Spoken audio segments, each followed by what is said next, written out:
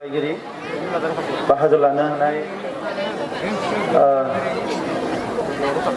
UPPL नि दैदेनगिरि लोगोसे चिरां लवार समष्टिनि बिजाथि बिथां रनजित बसुमतारी बेवहाय बाहागो लानो हानाय UPPL नि मिरुनि जिल्लानि ब्लकनि आरो प्राइमारिनि दैदेनगिरि बिथांमोन आरो बाहागो लानो हानाय सुक्लाय सेरफां समष्टिनि सिंनि गुबुन गुबुन गामिनि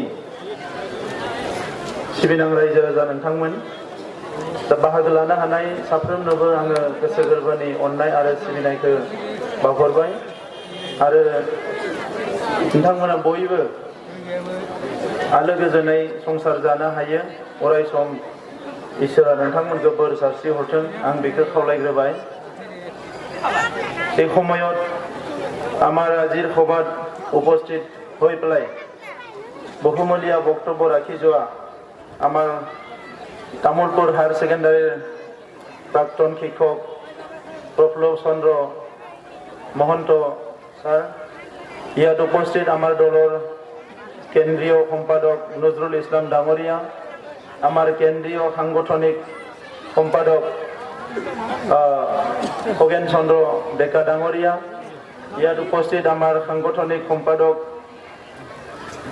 খৈলা ডাঙরিয়া, আমার চিৰাং লৱাৰ সমষ্টিৰ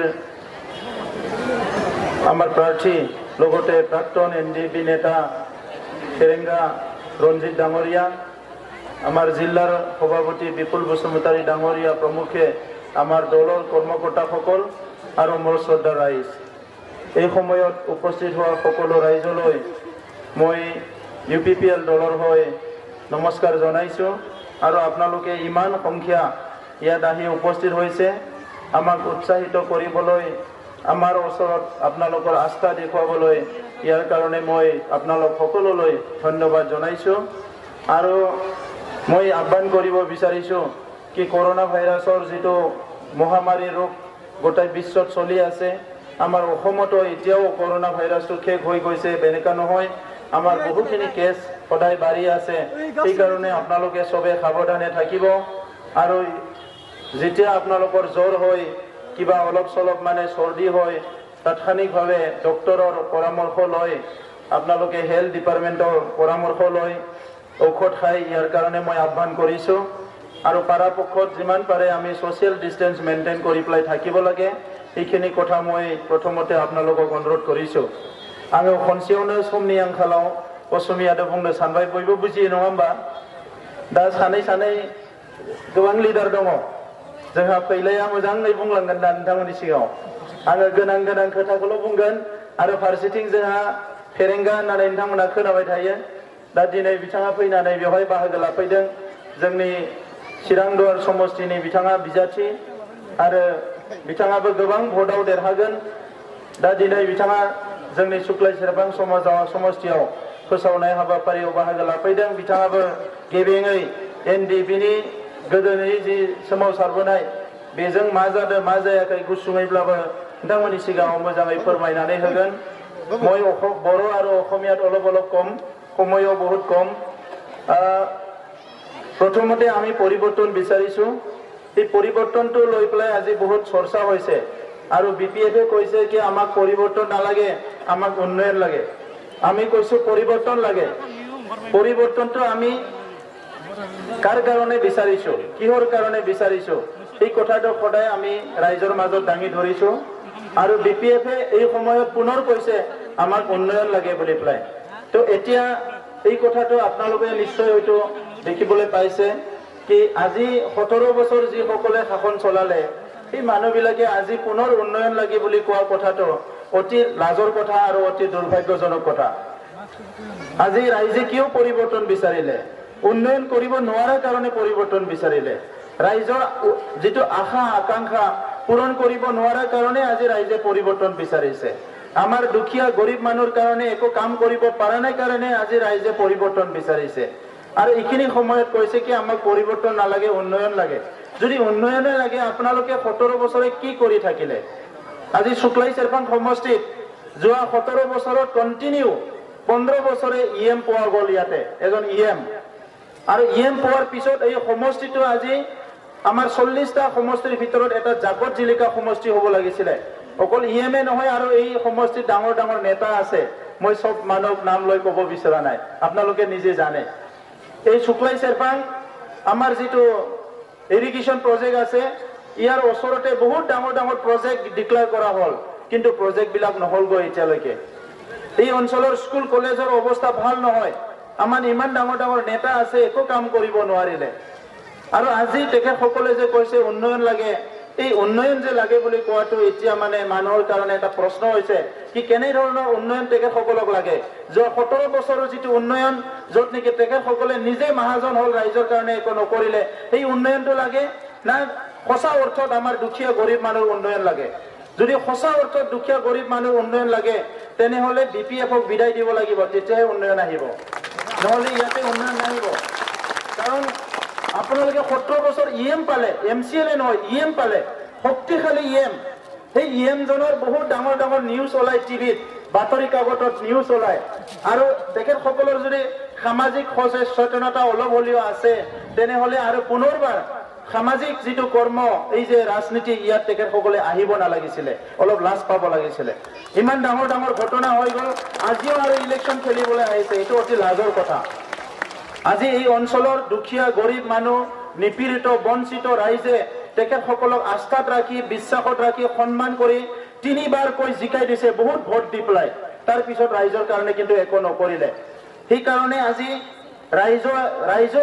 আমাৰ ৰাইজ যেটো আছে ৰাজনীতিকৰ প্ৰতি এটা অনীহা আহিছে আমি আৰু কিমান ভোট দিম আমি ভোট দি এমএলএ বনাও আমি একো নাপাওঁ আমি ভোট দি মন্ত্ৰী বনাও আমি একো নাপাওঁ আমি ভোট দি ইএম বনাও আমি একো নাপাওঁ আৰু আমি কিমান ভোট দিম কিন্তু আমাৰ উপায় নাই আমি এখন গণতন্ত্ৰ দেশৰ নাগৰিক হয় আৰু গণতন্ত্ৰ দেশৰ নাগৰিক হিচাপে আমাৰ দেশৰ সংবিধানে আমাক এটা অধিকাৰ দিছে কি এই অধিকাৰটো আমি লৈ পেলাই আমি দেশৰ নেতা বাছনি কৰিব পাৰো আপোনাৰ এটা ভোটে দি আপুনি এজন পিএম বনাব পাৰে আৰু এটা ভোটে দি আপুনি এজন ব্যক্তিক মানে যে ভাল ব্যক্তি নহয় তাক ইলেকশ্যনত হাৰাই পেলাই আপুনি তেখেতক মানে যেটো আছে ৰেসপন্সিবিলিটিটো আপুনি আদা কৰিব পাৰে এটো লব পাৰে আপোনাৰ এই ভোটৰ যেটো অধিকাৰ এটো বহুত ডাঙৰ অধিকাৰ আমি মানে 18 বছৰৰ পৰা জীৱনটো যেতিয়ালৈকে থাকে আমি ভোট দিব পাৰো এই ভোটটো দি পেলাই আমি কিন্তু কি কৰিব পাৰো আমি ৰাইজৰ ভাগ্য নিৰ্ণয় কৰিব পাৰো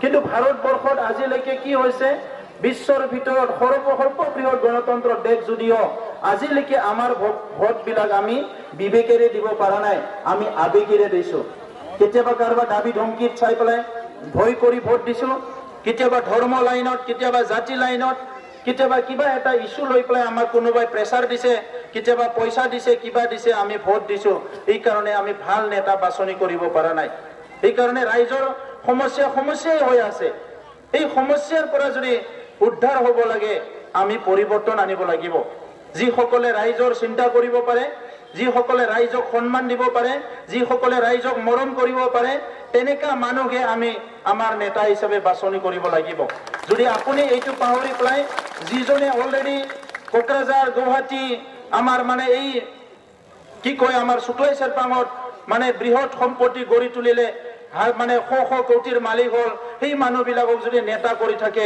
তেখেতসকলৰ ৰাইজৰ প্ৰতি একো চিন্তা নাই দায়িত্ব নাই আপোনালোকে এই কথাটো বুজি লোৱাটো ভাল তো এই কাৰণে ৰাইজ আজি অতি দুখৰ বিষয় আমাক বহুত দিন আগলৈকে এই অঞ্চলত মানে বহুত হিংসাৰ পৰিৱেশ হৈছিল আমাৰ বহুত মানে অস্ত্ৰধাৰী সংগঠন বিলাক আছিল ইয়াৰ ভিতৰত এনডিপিও আছিল এটা সময়ত বিএলটি আছিল বিএলটি চুক্তি হৈ গল যোৱা 27 জানুৱাৰীত এনডিপিৰ চুক্তি হৈ গল আমাৰ মাজত কোনোবা আহি কৈছিল আমাৰ জীৱনৰ নিৰাপত্তা নাই আমাৰ সম্পত্তিৰ নিৰাপত্তা নাই কোনোবা বড়ৰ মানে বিভিন্ন বীজ আমাৰ মাজত খিচি দিলে কিন্তু আজি কি হল যোৱা 27 জানুৱাৰীত এটা চুক্তি হৈ গল এই চুক্তি হোৱাৰ লগে লগে আমাৰ অঞ্চলটো অস্ত্ৰমুক্ত এটা অঞ্চল হিচাপে আজি গঢ়ি উঠিল আৰু ইয়াত কোনো ৰাতি 12টা বজাত আমাৰ ঘৰৰ পৰা যদি আমি কিবা কামত ওলাই যাওঁ আমাক কোনো ভয় কৰিব লগা নাই আমাৰ মাজত আৰু কোনো পুলিচ মিলিটাৰী নাই যি সময়ত সশস্ত্ৰ সংগ্ৰামী বিলাকে ঘূৰি ফুৰি আছিল এই সময়ত আমাৰ ৰাতিপুৱা উঠিলে পুলিচ মিলিটাৰী আহি আমাক বহুত ডিস্টাৰ্ব কৰিছিল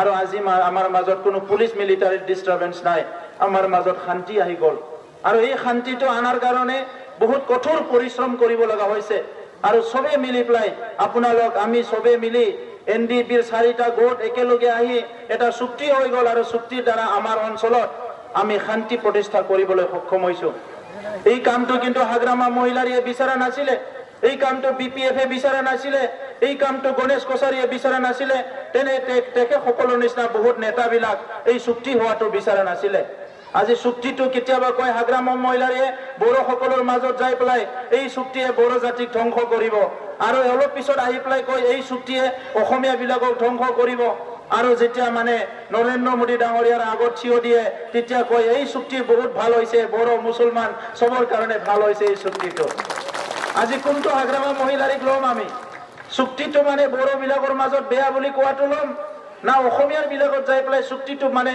অকল বড়োৰ কাৰণে কৰিছে বুলি কোৱাটো ল'ম না নৰেন্দ্ৰ মোদীৰ আগত থিয় দিলে সব জাতিৰ কাৰণে ভাল চুক্তি হোৱা বুলি কোৱা হাগ্ৰামা মহিলাৰী ল'ম আজি হাগ্ৰামা মহিলাৰী নিজে কনফিউজ হৈ গৈছে নিজে মানে কোনটো ডিৰেকশ্যনত কোনটো দিশত যাম সি নিজে মানে আজি অন্ধৰ নিচিনা হৈ গৈছে এই কাৰণে আবুল তাবুল বকি আছে আপোনালোকে জানে এজন মানুহ যদি সমস্যা হয় আমি সাধাৰণ মানুহ আমি সবে চম্ভালিব পাৰো কিন্তু যেতিয়া আপোনাৰ ৰজাই যদি সমস্যা হয় ৰজাৰ যদি চিন্তাধাৰা বিলাক তেনেকা হয় তেতিয়া হলে কিন্তু তাক বিদায় দিয়াৰ বাহিৰে বেলেগ ৰাস্তা নাই তাক বিদায় দিলে আমাৰ পাব এই কাৰণে আমি ঠিক কৰিছো এই 17 বছৰে দুখীয়া ৰাইজৰ যিসকল আইৰ ঘৰ খালে যিসকলে জব কাৰ্ডৰ পইচা খালে যিসকলে আজি ৰেচন কাৰ্ড ৰাইজক নিদিলে যিসকলে কেন্দ্ৰ চৰকাৰে দিয়া আজিলৈকে আমাৰ টয়লেট বিলাক বনাই নিদিলে আমাৰ যিটো গেছ সিলিণ্ডাৰ বিলাক আনি নিদিলে বৃদ্ধ পেঞ্চন নিদিলে আমাক মহিলাসকলৰ যিটো সেলফ হেল্প গ্ৰুপ বিলাকক 75,000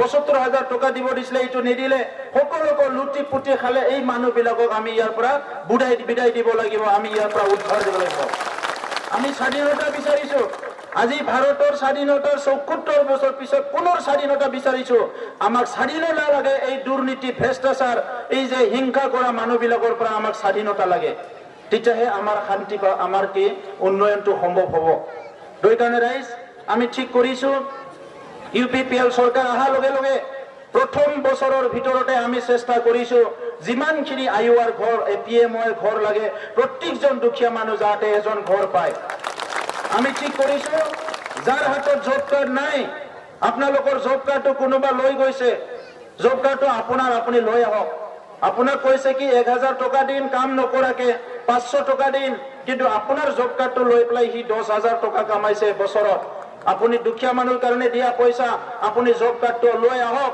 আৰু ইতিমধ্যে আমি অভিযান চলাইছো এই মানে 15 দিনৰ ভিতৰত যিমানখিনি জব কাৰ্ডৰ পইচা খাইছে পিএমজিআই কি এনৰেগাৰ কাম কৰা নাই এই মানুহবিলাকৰ ওপৰত বিডিও হওক অফিচাৰ হওক কোনোবা মানে মেম্বাৰ হওক চেয়াৰমেন হওক প্ৰত্যেকজনকে জেলত ভৰোৱাৰ কাম কৰিম আমি যাব পাৰিব মানে আমি ৱাৰ্নিং দিছো সময় থাকোঁতে যাৰ পইচা নিছিলে ঘৰ বনাই দিম বুলি ঘৰ বনাব পৰা না ৰিটাৰ্ণ দিয়ক আজি তেখেতসকলে কৈ আছে আধাৰ কাৰ্ড লিংক কৰিব লাগে কিবা লিংক কৰিব দুখীয়া মানুহ আৰু ঠগাবলৈ আহিছে তেখেতসকলে একো কৰিব নোৱাৰে আমি কৰিম যিমানখিনি ঘৰ পোৱা নাই এই মানুহখিনিক আমি প্ৰত্যেকজন মানুহক ঘৰ দিয়াটো আমাৰ দায়িত্ব আমি ৰাজনীতিত কোনো ৰকেট উৰাবলৈ অহা নাই কোনোবা ভাবিব পাৰে ইমান ডাঙৰ কথা কৈছে সি মানে চন্দ্ৰত ৰকেট উৰাব আহিছে নেকি মই চন্দ্ৰত ৰকেট উলাবলৈ ৰাজনীতিত অহা নাই যি মানুহবিলাকে আজি 70 বছৰে আমাৰ দুখীয়া আমাৰ মা দেউতা আই ভাই ভনী সকলক বঞ্চিত কৰিলে এই সমস্যাৰ পৰা উদ্ধাৰ কৰিবলৈ ৰাজনীতিত আহিছো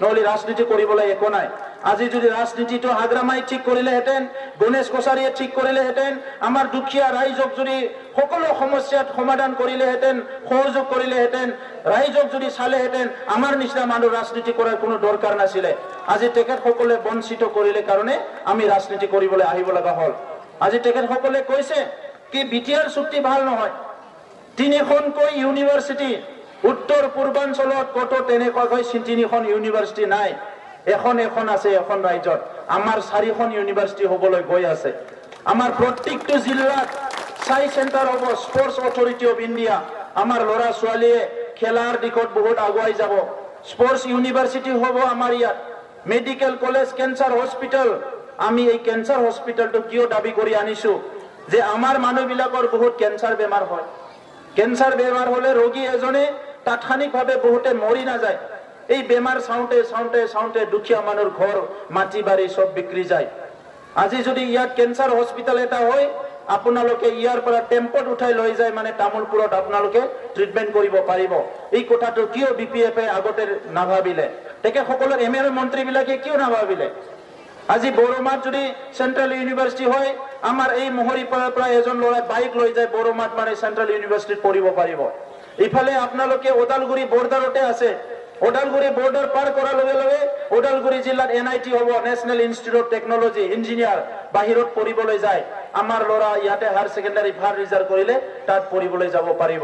আৰু ইয়াৰ লগতে আমাৰ অঞ্চলৰ পৰা ডক্টৰ ইঞ্জিনিয়াৰে নহয় বহুত বছৰৰ এজন ডক্টৰ হয়, বহুত বছৰত এজন ইঞ্জিনিয়াৰ হয়। এই কাৰণে আমি ঠিক কৰিছো UPPL চৰকাৰ অহাৰ লগে লগে প্ৰত্যেক বছৰত 500 জন ল'ৰা ছোৱালীক ডক্টৰ হ'বলৈ আমি সহায় কৰিম। আমি চৰকাৰীভাৱে আমি টকা পইচা দি তেখেতসকলক ডক্টৰ হ'বলৈ আমি ইঞ্জিনিয়াৰ হ'বলৈ সহায় কৰিম। প্ৰত্যেক বছৰত 100 জন ল'ৰা ছোৱালীক সিলেক্ট কৰি তেখেতসকলক IAS আৰু IPS-ৰ কাৰণে কোচিং কৰাৰ ব্যৱস্থা কৰিম। তেখেতসকলে দিল্লীত ৰাখিব লাগে, গুৱাহাটীত ৰাখিব লাগে, য'ত ৰাখিব লাগে, যেনেকে কোচিং দিব লাগে দিম। মুঠতে 5 বছৰত 100 জন ল'ৰা ছোৱালী আমাৰ ভালকে IAS IPS ACS পৰীক্ষা দিব পাৰিব লাগিব। আমাৰ অঞ্চলতো মানৱ সম্পদ উন্নয়ন হ'ব লাগিব। আজি আমাৰ অঞ্চলত বহুত মিস্ত্ৰী আছে, বহুত দৰ্জী আছে, বহুত খেতিয়ক আছে। সেই সকলক যদি অলপ অলপ সহায় কৰা যায় তেখেতসকলে কালি বহুত আগবাঢ়ি আহিব। বহুত ল'ৰা ছোৱালী আছে টকাৰ অভাৱত মেট্ৰিক পাছ কৰি পঢ়িব পৰা নাই, হায়াৰ ছেকেণ্ডাৰী পাছ কৰি পঢ়িব পৰা নাই, গুজৰাট হাৰিয়ানাত যাই হাজিৰা কৰি আছে। এতিয়া লকডাউনত নিজৰ ঘৰত আহিছে, কাম নাই।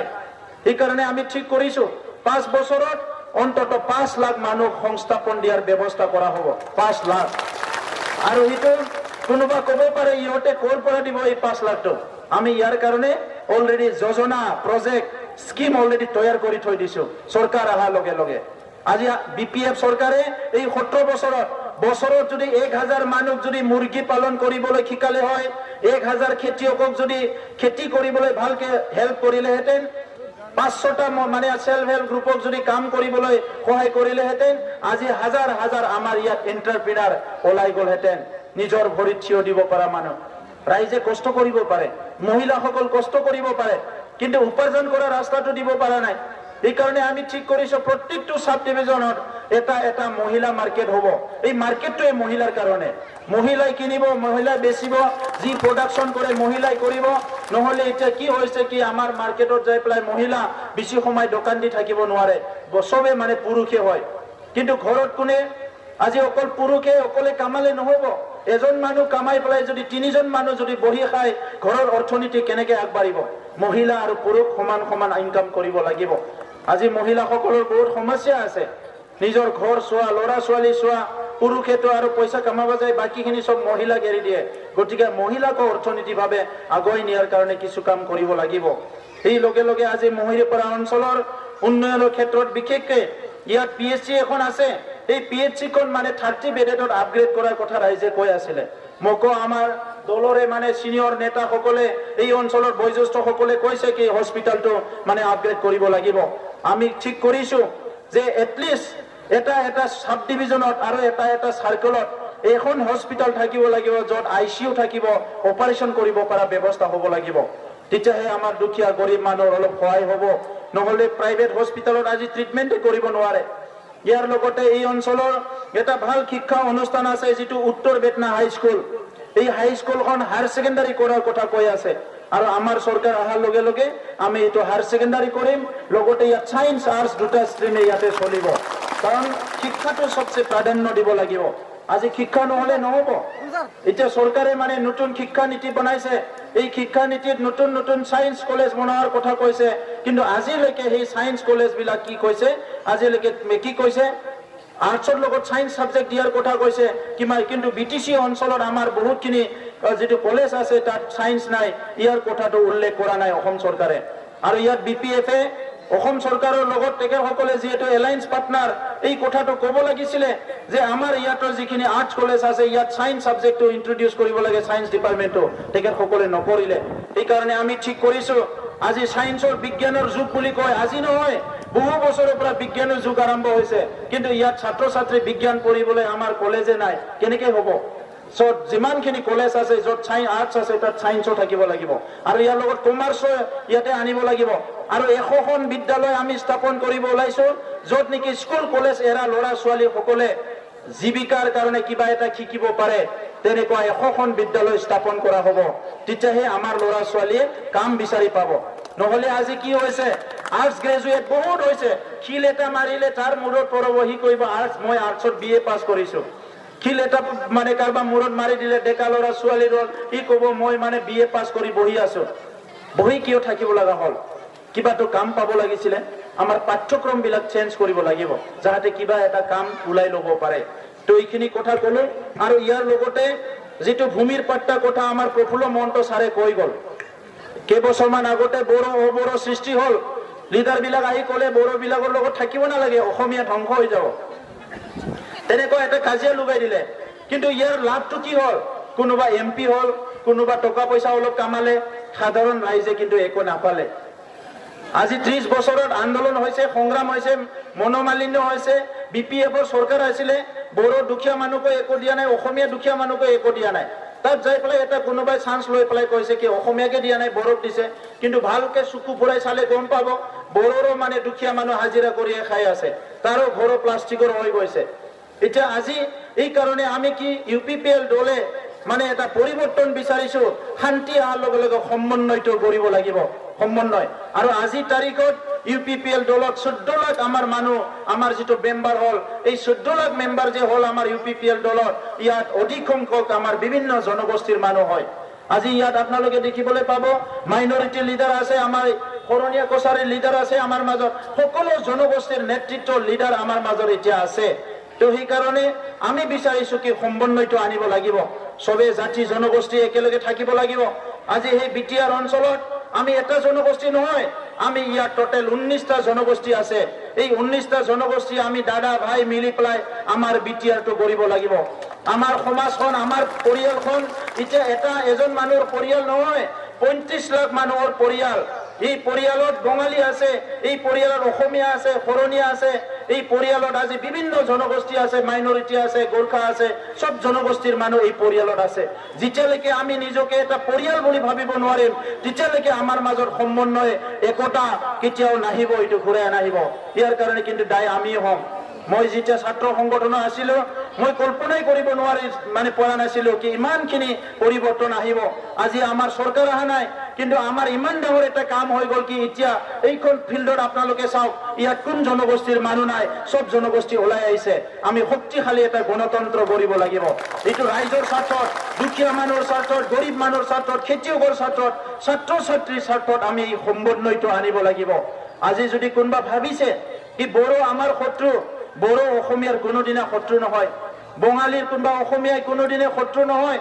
আমি একেলগে থাকিব লাগিব। আমাৰ শত্ৰুটো হ'ল দৰিদ্ৰতা, আমাৰ শত্ৰুটো হ'ল সমস্যা, আমাৰ শত্ৰুটো হ'ল কৰাপশ্যন। যদি দুৰ্নীতি অপশাসন কৰিছে, এইটোহে আমাৰ শত্ৰু। আমাৰ শত্ৰু কোনো গোৰ্খা নহয়, আদিবাসী নহয়, বঙালী নহয়, মুছলমান নহয়, নাথ নহয়, অসমীয়া নহয়, কোনো মানে আমাৰ জাতি জনগোষ্ঠীৰ শত্ৰু নহয়। সেইকাৰণে ৰাইজ আমাৰ শত্ৰুটো চিনাক্তকৰণ কৰিব লাগিব। আমাৰ মূল শত্ৰুটো হৈছে যিসকল আজি স্বাধীনতাৰ 70 বছৰত দুখীয়া গৰীব মানুহৰ তেজ কুহি খাইছে, সেইসকলে আমাৰ শত্ৰু। যিয়ে আমাক ভেদাভেদ সৃষ্টি কৰিছে, সেইসকলে আমাৰ শত্ৰু। আজি ৰাজনীতিত আহি পেলাই এই কামখিনি সেই নেতাবিলাকে কৰিব লাগিব। সেইকাৰণে আজি মই আপোনালোকৰ কোনো নেতা হিচাপে থিয় দিয়া নাই। UPPL দলে মোক এটা দায়িত্ব দিছে, এই দলত মানে এটা দায়িত্ব ল'ব লাগে, দলটো চলাব লাগে সবে মিলি। আমি সবে মিলি দলটো চলাইছো। আৰু আপোনালোকে নাভাবিব অহাকালি UPPL চৰকাৰ হ'ব, উমুকাই চিফ হ'ব, উমুকাই EM হ'ব, হাগ্ৰামা মহিলাৰ নিচিনা আমি লগ নাপাম। সবে কয় লংকাত গেলে ৰাৱণ হয়, এই কাৰণে কৈছো আমি ফাৰ্ষ্ট চৰকাৰ বনোৱাৰ লগে লংকাটো জুই জ্বলাই দিম, তাৰপিছত কোনো ৰাৱণ হ'ব নোৱাৰে। এইবাৰ ৰাইজৰ চৰকাৰ হ'ব, এইবাৰ যি চৰকাৰ হ'ব ৰাইজৰ চৰকাৰ হ'ব, আপোনালোকৰ চৰকাৰ হ'ব। আৰু প্ৰত্যেকটো সমষ্টিতে আমি উন্নয়ন এটা উন্নয়ন কমিটি গঠন কৰিম, সকলো জাতি জনগোষ্ঠীক লৈ, যাতে কোনোবা এজনে কালি প্ৰদীপ নাৰ্জাৰী EM হৈ পেলাই, প্ৰদীপ নাৰ্জাৰী MCLA হৈ পেলাই অকলে যাতে আপোনালোকক মানে ক'ৰবাত লৈ যাব নোৱাৰে, একেলগে থাকি কাম কৰিব পাৰে, সেই ব্যৱস্থাখিনি আমি কৰিম। আৰু 40টা সমষ্টিত 40টা অফিচ হ'ব। স্বাধীনতাৰ 70 বছৰত এতিয়া MLA অফিচ নাই, MPৰ অফিচ নাই, MCLA অফিচ নাই। MCLA বিচাৰিলে ঘৰত যাব লাগে, ঘৰত তো সদায় যাওয়াটো ঠিক নহয় এদিন যাব পাৰে দুই দিন যাব পাৰে 3 দিন গলে তো সাৰে খং উঠিব পাৰে বাইদেও খং উঠিব পাৰে ঘৰত যাই থাকিলে এই কাৰণে ৰাইজে নাযায় কাৰণে উন্নয়ন নাই যদি অফিস এটা বনাই দিলে হেতেন মহৰীপাৰাত শুক্লাই চেপাঙত এইটো MCL এৰ অফিস কাকবা কিবা MCL এৰ লিখা লাগে তাত যাই পেলাই লৈ আহিলে হেতেন লৰা ছোৱালী এডমিশন লাগে হস্পিটালৰ কিবা সমস্যা হৈছে ৰাস্তা লাগে মানে ভিডিও দিব লাগে লিখা তাতে অফিসত যাই লৈ আহিলে হেতেন এটা নাই কেতিয়াবা সাহাবে যায় গুৱাহাটী 30 দিন খুই থাকে কেতিয়াবা সাহাবে যায় সুইজাৰল্যান্ডত খুই থাকে আমি ক'ত বিচাৰিম সাহাবক এই কাৰণে আপোনালোকৰ লগত থাকা এজন অজিত নাৰ্জাৰী আহিছে তেখেতক জিকাই দিওক ৰাইজৰ কাম কৰা আমাৰ দায়িত্ব আপোনালোকে জিকাই দিওক কোনো টকা পয়সা দিব নালাগে জাস্ট জিকাই দিওক বাকিখিনি কাম আমি কৰিম এটো আমি দায়িত্ব লৈছো बारागोलाव बुंला रायजोफोर आलासिफोर दंबावो उनाव मोजां रायलायनोसै आंथ' गोबां फैखाबाय आगोलाव कामरुप जिल्लानि आफादगिरि थानायावबो साइकेलनिफ्राय लाना मटर साइकेलनिफ्राय लाना गारिसिम फैबाय दा बे हिसाबै आंहा बे ओनसोलनि सायाव मोजाङैनो आङो बुजियो बिनि रांखान्थिनि हालत बिनि समाजखान्थिनि हालत गासैखौबो जों मोजाङैनो बुजियो दा नंखायनो रायजो राजानि समस्याफोरखौ समाधान खालामनायानो जोंनि बिबान दिनै राजखान्थियाव फैबाय होननानै नोंथांमोना साननाङा मैया जोङो फरायसा आफादाव दङमोन सोरबा सोमावसारनाय आफादाव दङमोन बिदि होननानै गासैखौबो जों बावलांगोन हारि जौगानायानो जोंनि खामानि आरो नैबे गोरोब थाखो जाफुंसार होनानै बे गासैबो जिखिनि जोंहा बेहाय लिरनाय दङ बे फसंथानफोरखौ लाबोजोबनानै जिखिनि गोहो जों मोनबाय दायो डिसिया जोंनि आखायाव फैबाय डिसिनि पावारा एसपिखौ जोङो गोसोबायदि सोलायनो हासिगोन दिल्लीनिफ्राय थोंजों राङारि अनसुंथाइ मोननायनि लामाया फैबाय दिनै सुक्ति जाबाय एनडिबिनि जेला मा होनो केसआ लासै लासैनो जोबलांसिगोन जोंनि मोनफ्रोमबो जेंनाया लासै लासैनो जोबलांसिगोन बे खामानिखौ मावनोनो जों राजखान्थियाव फैदों ओंखायनो नोंथांमोना साननो नाङा कि जोङो बावलांगोन बावगोन एबा मालाबा बे खोथाफोरा उल्टां फाल्टां जागोन बे मालाबाबो उल्टां फाल्टां जानो हाया मानोना जोंनि जे सरकार जागोन बियो माने सान हाबा सायावनो जौ लोंग्रा सरकार नङा रायजोनि सानग्रा रायजोनि मावग्रा सरकारसो আমি মদ খাওয়া সরকার বনাবো বিচারা নাই 17 বছরে মদ খাওয়া সরকার আমি পালো মদ জুয়ার সরকার পালো এতিয়া অলপ ভাল মানুষ সরকার অলপ আমি বনাই লম 5 বছরের কারণে 17 বছর বিপিএফক চালে 5 বছর ইউপিপিএলক চাপ এইখিনি কথা কই মোর বক্তব্য সামৰিছো ধন্যবাদ